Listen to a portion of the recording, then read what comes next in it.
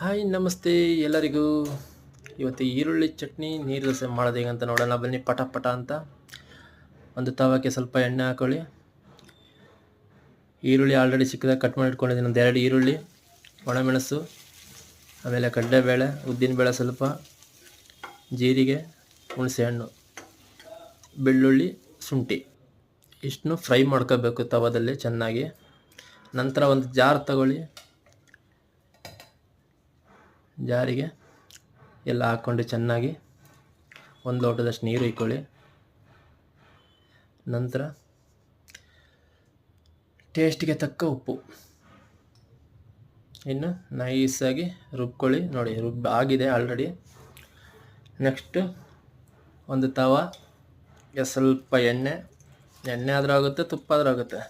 ಸ್ವಲ್ಪ ಸಾಸಿವೆ, ನಂತರ ಸ್ವಲ್ಪ ಅದೇ ಕಡಲೆಬೇಳೆ, ಉದ್ದಿನಬೇಳೆ ಮಿಕ್ಸ್ ಸ್ವಲ್ಪ, ನಂತರ ಒಂದು ಒಣಮೆಣಸು, ನಂತರ ಕರಿಬೇವು ಸೊಪ್ಪು ಹಾಕಿ ಸ್ವಲ್ಪ ಫ್ರೈ ಮಾಡ್ಕೊಳ್ಳಿ.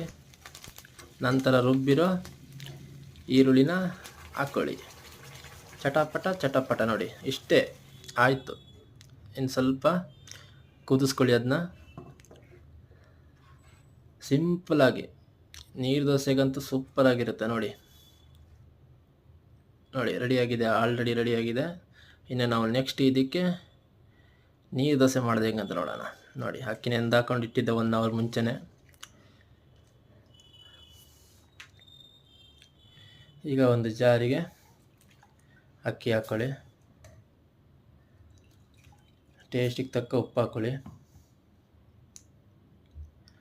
ನಂತರ ತುಂಬ ನೈಸಾಗಿ ರುಬ್ಕೊಳ್ಳಿ.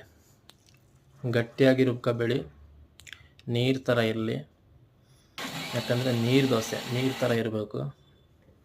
ಸಿಂಪಲ್ ಈಸಿ ಆಯಿತಾ. ಈರುಳ್ಳಿ ಚಟ್ನಿಗೆ ಸೂಪರಾಗಿರುತ್ತೆ. ಒಂದು ಸತಿ ಟ್ರೈ ಮಾಡಿ ನೋಡಿ, 10 ನಿಮಿಷದಲ್ಲಿ ಕೆಲಸ ಮುಗಿಯುತ್ತೆ. ನೋಡಿ ಯಾವ ಥರ ರೆಡಿಯಾಗಿದೆ ಹಿಟ್ಟು. ನಂತರ ಒಂದು ತವ ಇಟ್ಕೊಳ್ಳಿ. ನೋಡಿ ಸಿಂಗ್ ಅಂತ ಬಿಡಿ. ಸಬ್ಸ್ಕ್ರೈಬ್ ಮಾಡಿ, ಚಾನಲ್ ಸಬ್ಸ್ಕ್ರೈಬ್ ಮಾಡಿಲ್ಲ ಅಂತ ಹೇಳಿದ್ರೆ. ಎಷ್ಟು ಈಸಿ ಮೆಥಡ್ ಅಂತ ಹೇಳಿದ್ರೆ ತುಂಬ ಚೆನ್ನಾಗಿರುತ್ತೆ. ಟ್ರೈ ಮಾಡಿ ನೋಡಿ. ನೋಡಿ ಯಾವ ಥರ ನೀರು ಥರ ನೀರು ದೋಸೆ ತುಂಬ ಚೆನ್ನಾಗಿರುತ್ತೆ. ಟ್ರೈ ಮಾಡಿ ನೋಡಿ ಮನೇಲಿ. ಸಬ್ಸ್ಕ್ರೈಬ್ ಮಾಡಿ, ಶೇರ್ ಮಾಡಿ, ಕಮೆಂಟ್ ಮಾಡಿ, ಲೈಕ್ ಮಾಡಿ. ನೋಡಿ ರೆಡಿಯಾಗಿದೆ ದೋಸೆ, ನೀರು ದೋಸೆ ರೆಡಿ.